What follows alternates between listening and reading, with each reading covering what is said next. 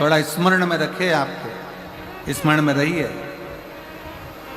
करोड़ों का किसी का धन पड़ा हो ना, किसी का वैभव पड़ा हो, करोड़ों की दौलत पड़ी हो ना, वो किसी काम की नहीं है। अगर आपकी है तो आप स्वीकार करिए।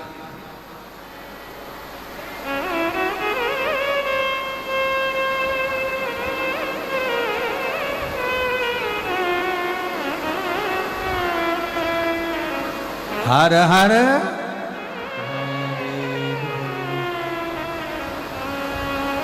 पराया धन और पराई स्त्री अगर स्पर्श मात्र भी हो जाए तो व्यक्ति को बर्बाद कर।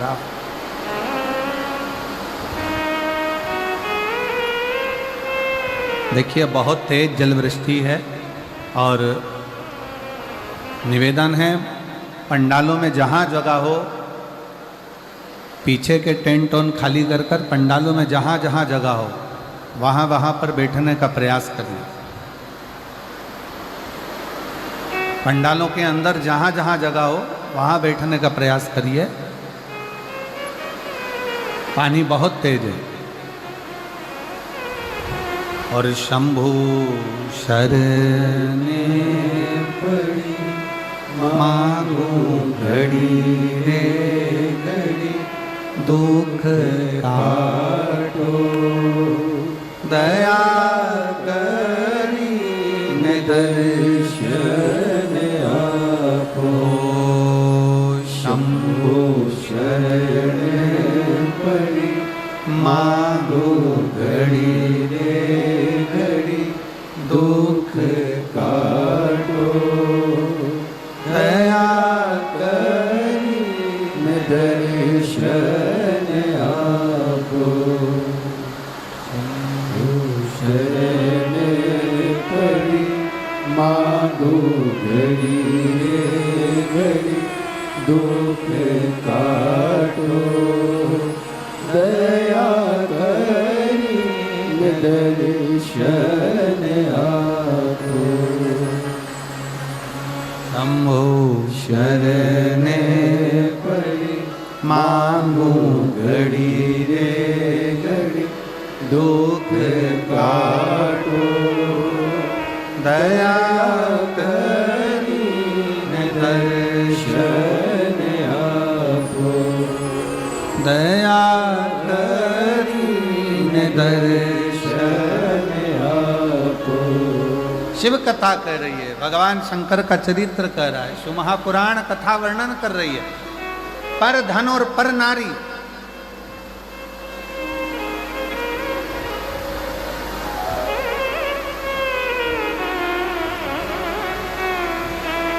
पर धन पर स्त्री का जब संग पड़ गया तो व्यक्ति बर्बाद हो गया, व्यक्ति नष्ट हो गया।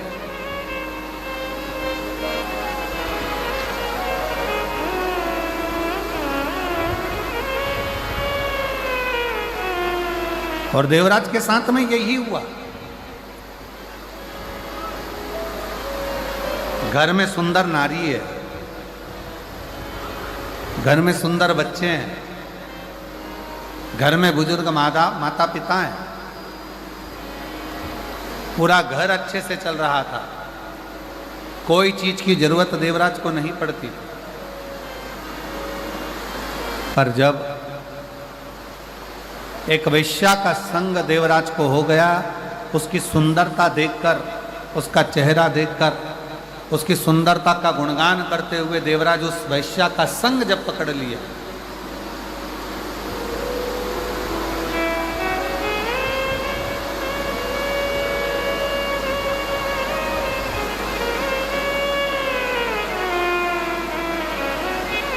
फिर निवेदन है, जो लोग छोटे पंडालों में हैं उनसे निवेदन है बड़े पंडालों में आ जाए। पानी बहुत तेज है और जहाँ जहाँ जगह मिलती जाए वहाँ आप लोग आनंद से विराजमान हो, बैठें, क्योंकि जलवृष्टि बहुत तेज है, उसका स्मरण आप लोग रखें। पानी बहुत तेज है, उसका ध्यान रखें, और अंधेरा भी बहुत है, उसका भी स्मरण रहे।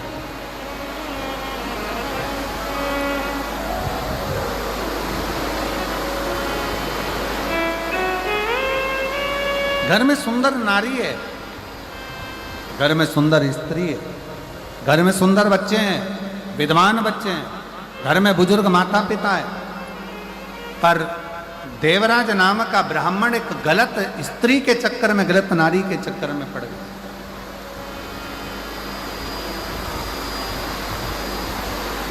और जब देवराज गलत स्त्री के चक्कर में पड़ा तो उस स्त्री ने कह दिया कि मुझे गले में पहनने के लिए रानी के गले में जो हार पड़ा हुआ है, रानी के गले में जो हार डला हुआ है, रानी के गले में जो हार पड़ा है वो हार मुझे ला कर दो,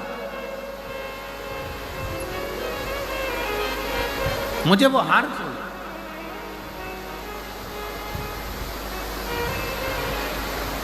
सुना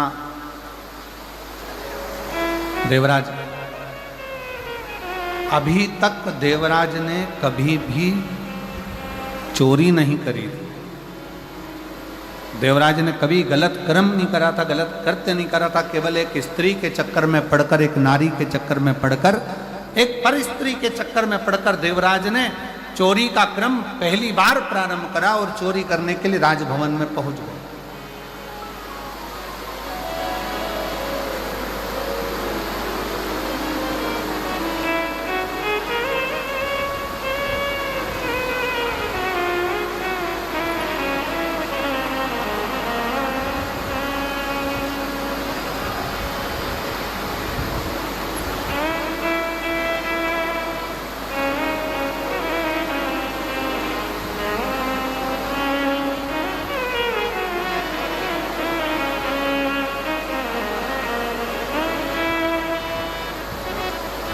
कल हम जब मयाली गांव के लिए रायपुर से चले थे, मैं दीदी को कहूँगा कि जब मयाली गांव से चले तो वहाँ रायपुर में पहुँचने से पहले हमने सूचना करी कि हम जब मयाली पहुँचे तो बाबा को, मदेश्वर नाथ जी को थोड़ा गंगा जल चढ़ाना है। पर मदेश्वर नाथ जी पर गंगा जल नहीं चढ़ पाया क्योंकि वो जो हेलीकॉप्टर से चढ़ना था वो व्यवस्था उस हिसाब से पूर्ण नहीं हो पा रही थी। अब हमारे साथ में माननीय स्वास्थ्य मंत्री जी थे दीदी, तो वो स्वास्थ्य मंत्री जी बोले गुरुजी गंगा जल तो साथ में है पर शंकर जी को चढ़ नहीं पा रहा। तो हमने उनसे कहा कि अब बाबा को गंगा जल कल कथा के समय पर ही चढ़ जाए।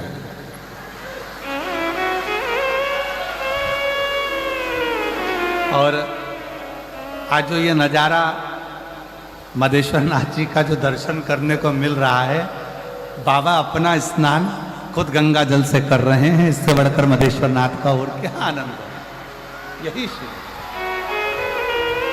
दोनों हाथ उठाकर एक बार प्रेम से हर हर महादेव। और वो गंगा जल का जो घड़ा है दीदी, वो घड़ा आज भी हम जहाँ ठहरे हुए हैं, नांदेकर जी के यहाँ ऐसा कुछ नाम है उनका, उनके ठहरे तो वहाँ गंगा जल का घड़ा आज भी रखा हुआ है। अभी आगे शिव शिव है।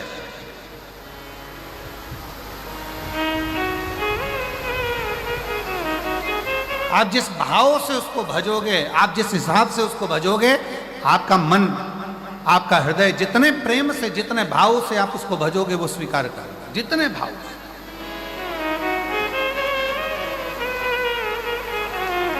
एक स्त्री का संग क्या पकड़ा उस देवराज नामक के ब्राह्मण ने, गलत संगत में पड़ गया, चोरी करने में लग गया, गलत विचारों में आ गया, गलत दृष्टि में आ गया, गलत कार्य में जाने लगा।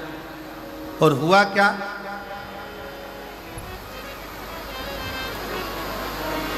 आखिरी में फिर हुआ क्या कि वो देवराज जब चोरी का धन लेकर, वो देवराज जब चोरी का धन लेकर, सामान लेकर आया और शरीर में पड़ने लगा ताप, तो विचार करा कि अब ये चोरी के धन को लेकर मैं कहां जाऊं।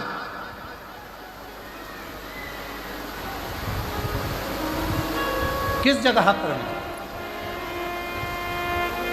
जाना था? वेश्या के घर, चोरी का धन लेकर पहुंच गया भगवान शंकर के शिवालय में, शंकर के मंदिर।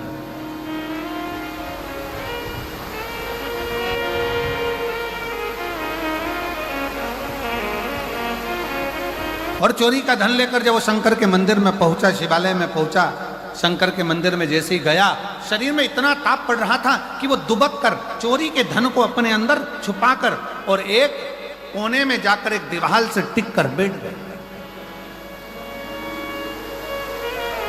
अब देवराज को यह नहीं मालूम कि वो चोरी का जो धन लेकर चला है, वो चोरी का जो धन लेकर पहुंचा है, उसको तो लग रहा था कि कोई साधारण स्थान होगा। ब्राह्मण कुल में जन्म लेकर वो कभी तो मंदिर नहीं गया था, ब्राह्मण कुल में जन्म लेकर कभी वो शिवालय नहीं गया था, ब्राह्मण कुल में जन्म लेने के बाद कभी उसने भगवान का नाम उच्चारण नहीं करा था। पर पहली बार चोरी के धन को लेकर, चोरी के आभूषणों को लेकर वो शंकर के मंदिर में एक दीवार से छुपकर बैठ गए।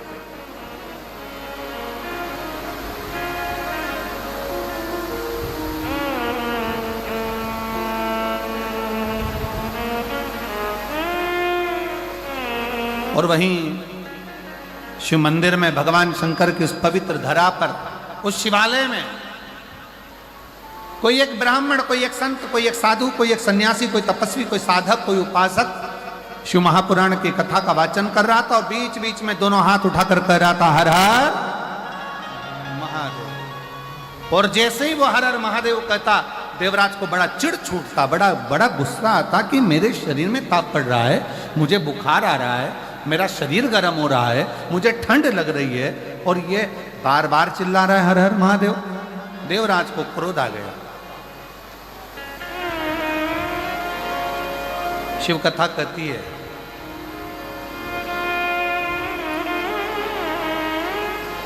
कहीं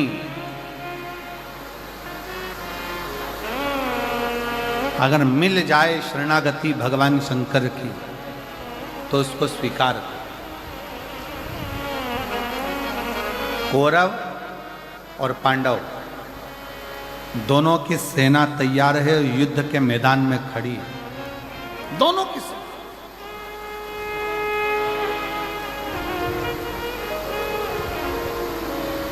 कौरवों की सेना भी खड़ी और पांडवों की सेना भी खड़ी, दोनों मैदान में।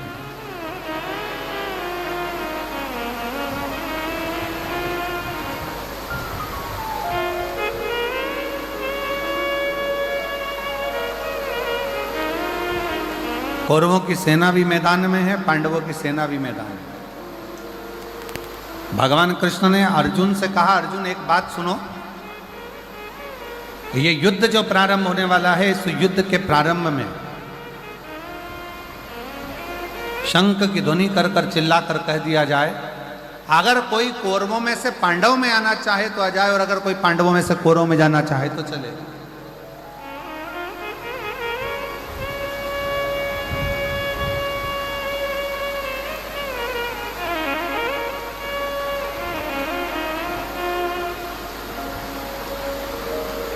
मान लो यदि कोई कौरवों में से पांडवों में आना चाहे तो वो आ सकता, और यदि कोई पांडवों में से कौरवों में जाना चाहे तो वो जा सकता।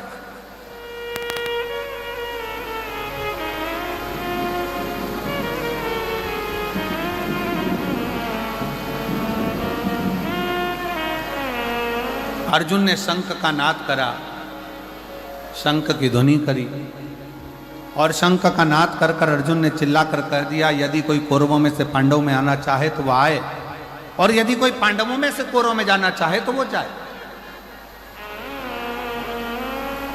पर पांडवों में से एक भी कौरव में नहीं गए। पर हमारा शास्त्र कहता है, महाभारत का चरित्र कहता है, महाभारत के पवित्र चरित्र में वर्णन आता है, केवल एक था कौरव का चौथे नंबर का भाई,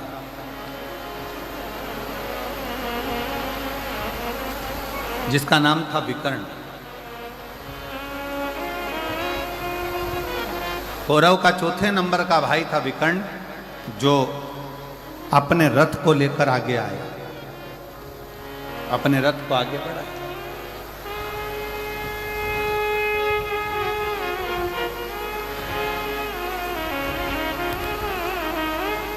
और विकर्ण ने जैसे ही रथ आगे लिया, कौरव ने आवाज लगाकर कहा, कौरव चिल्लाकर कहे, दुर्योधन ने कहा कि विकर्ण तू मेरा भाई है, चौथे नंबर का मेरा भाई है, मेरा सगा भाई है, और तू पांडवों के साथ में जा रहा है।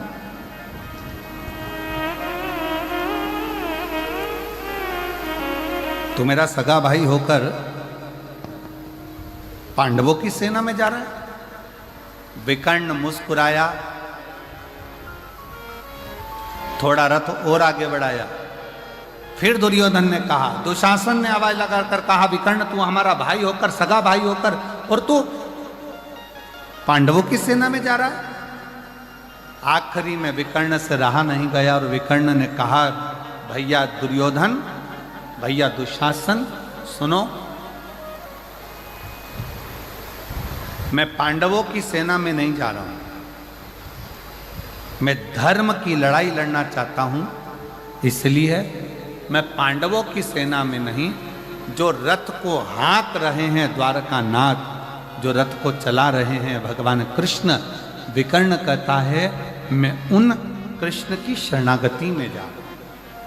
आप ये ना सोचे कि मैं पांडव के पास जा रहा हूं, मैं तो कृष्ण की शरणागति में पहुंच रहा हूं।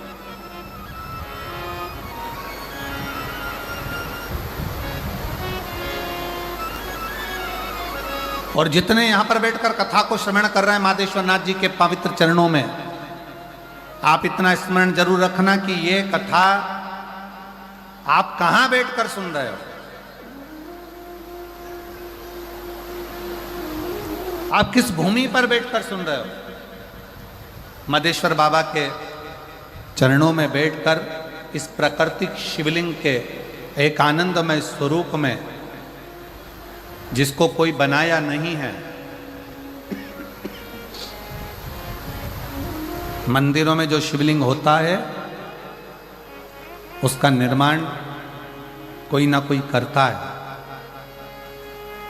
पर आज आप लोगों को प्रसन्नता होना चाहिए कि जिस शिवलिंग के चरणों में बैठकर आप कथा सुन रहे हो, इसको किसी ने गढ़ा नहीं है, इसको किसी ने बनाया नहीं है, ये स्वयं प्रकृति का दिया हुआ वो भगवान शंकर का आनंदमय स्वरूप है, जिसके चरणों में बैठकर आप और हम इस कथा का लाभ ले रहे हैं।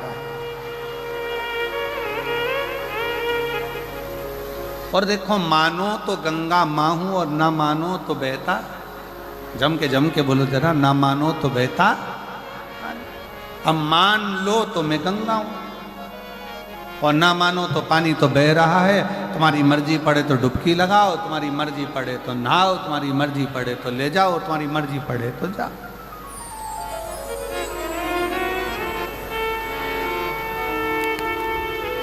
अभी आपके और हमारे ऊपर निर्भर करता है हम क्या माने, कैसे माने और किस भाव से उसको माने।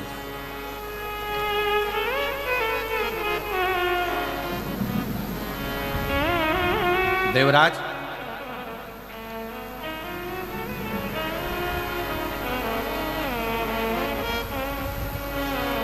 संत ने फिर आवाज लगा, जैसे विकर्ण अपने रथ को आगे लेकर आ गया और दुर्योधन कहता रहा कि तू मेरा सगा भाई है, तू मेरा अपना है, और तू पांडवों की सेना में जा रहा है, पांडवों की ओर जा रहा है। कहा, मैं कृष्ण की शरणागति में जा रहा हूं, कृष्ण की शरणागति। और यदि अगर तुमसे कोई पूछे, आप लोग यहाँ कथा सुनने के लिए आए हैं, तो कोई तुमसे कहे कथा सुनने कहाँ जा रही है, क्यों जा रही है, तो कह देना कथा सुनने के लिए मैं कहीं दूसरी जगह नहीं जा रही, जहाँ पर मेरे शंकर भगवान स्वयं विराजमान है, कंकर शंकर के रूप में मेरे शिव विराजमान है, ऐसे मधेश्वर नाथ के चरणों में उनके घर कथा श्रवण करने के लिए, उनके बोल बम का नारा है, मैं उनके चरणों में कथा श्रवण करने के लिए, मैं कहीं और नहीं।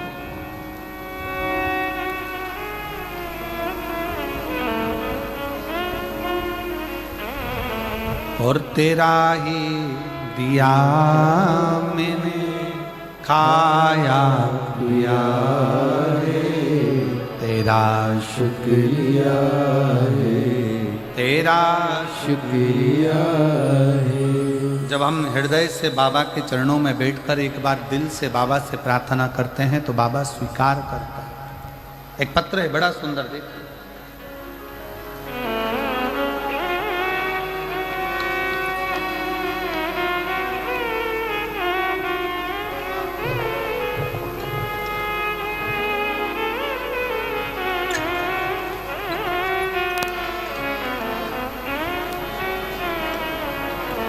शोभा गुप्ता, निवासी बंदचुआ, जिला जशपुर, छत्तीसगढ़ की निवासी हूँ। कहीं बैठी हो तो हाथ हिला सकती हैं। आप कहीं हैं? आ जाओ, एक बेलपत्र ले जाना, आ जाइए।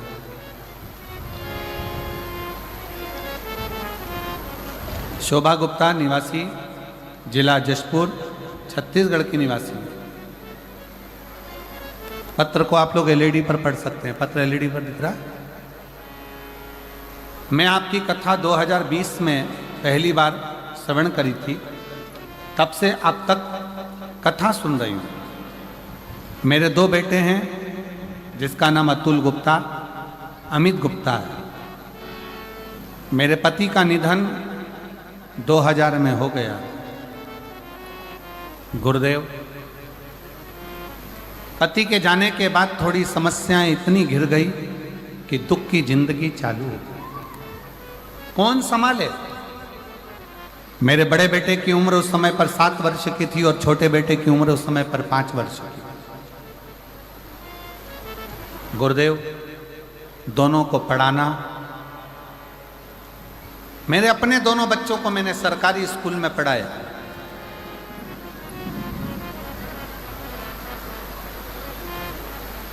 मैं दीदी आपको धन्यवाद देता हूं। कई लोग कहते हैं कि सरकारी स्कूल में है क्या, लोग प्राइवेट को ज्यादा प्रबलता देते हैं, पर आपका यह पत्र आज दिखा रहा है कि मैंने दोनों बेटों को सरकारी स्कूल में पढ़ाया और दोनों बेटों को उनकी मंजिल तक पहुंचाया। मैं आपको धन्यवाद देता हूं। मेरा छोटा बेटा उस समय 7 साल का था और बड़ा बेटा 7 साल का, छोटा बेटा 5 वर्ष का था। दोनों को सरकारी स्कूल में पढ़ाते पढ़ाते बड़े बेटे ने देखा कि मेरी माँ बहुत दुखी है, घर में कछु नहीं खाने का भी, बहुत तकलीफ की ज़िंदगी है। तो बड़ा बेटा पढ़ाई करते करते करते करते दुकान खोल ली और दुकान चलाने लगा। अब ऐसा लगता था कि भगवान ने थोड़ा सा हाथ पकड़ा। गुरुदेव, लोग कहते हैं शिव महापुराण की कथा सुनने से होता क्या है?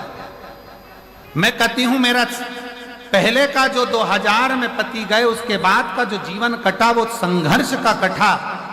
पर जब से 2020 से कथा सुनना प्रारंभ करी, आज मैं छाती ठोक कर कहती हूं कि मैं जो बाबा से मांगती हूं, बाबा मुझे पहले प्रदान कर देता।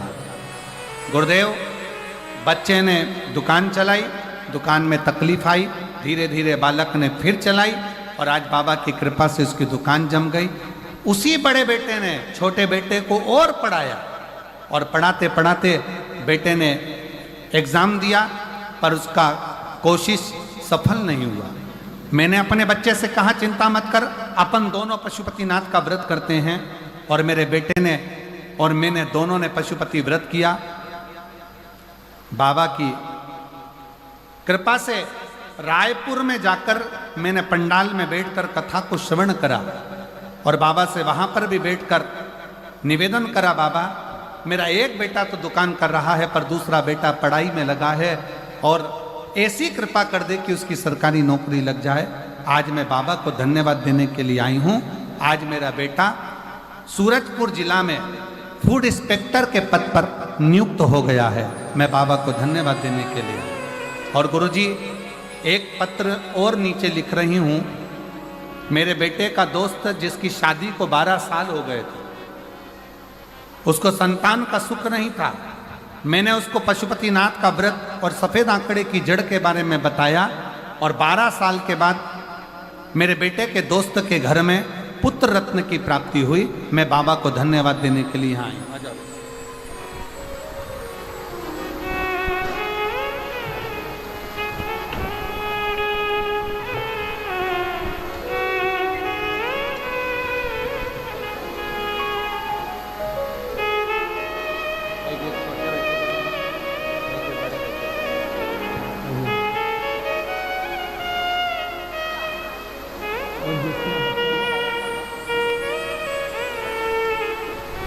और तेरा ही लिया मैंने खाया पिया है, तेरा शुक्रिया है, तेरा शुक्रिया है।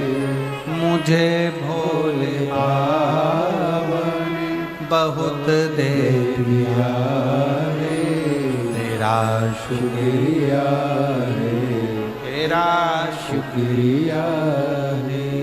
आपका मेहनत, आपकी लगन, आपका परिश्रम, जिस दिन आपने विचार कर लिया कि मैं पढ़ाई कर रहा हूं और उच्चता में एक आनंद के साथ एक लक्ष्य बनाकर कर रहा हूं, तो दुनिया में किसी की सामर्थ्यता नहीं कि आपको पीछे हटा।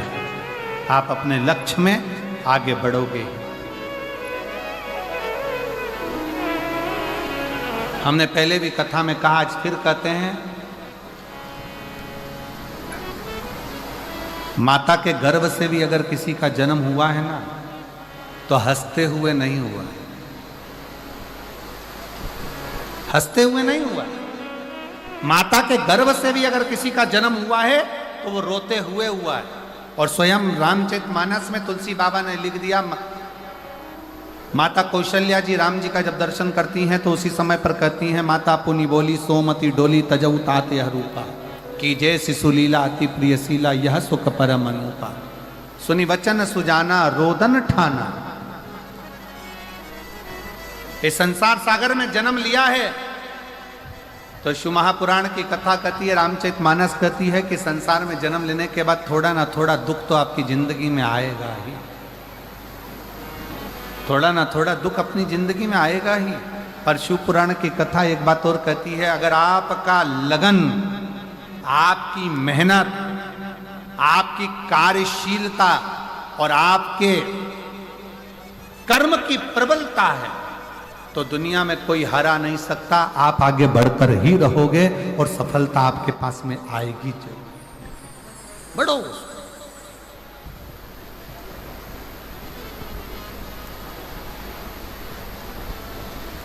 सफलता मिलती है।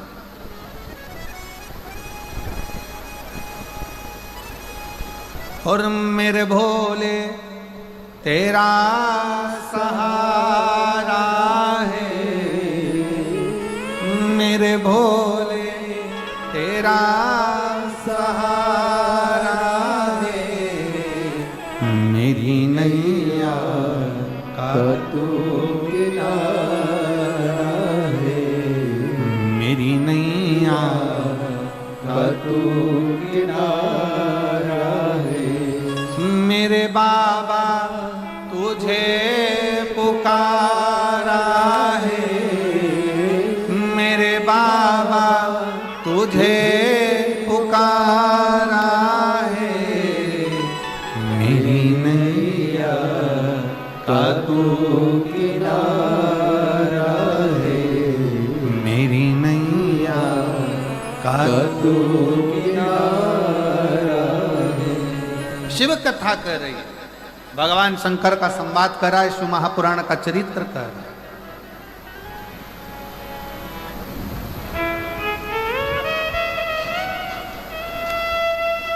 शिव महापुराण का चरित्र करा। देवराज नाम का ब्राह्मण क्रोध में आ गया कि मेरे शरीर में कष्ट है, मुझे तकलीफ है, मुझे दुख है,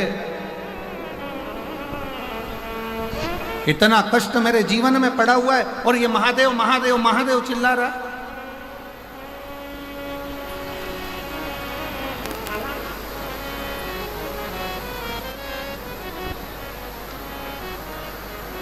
सुना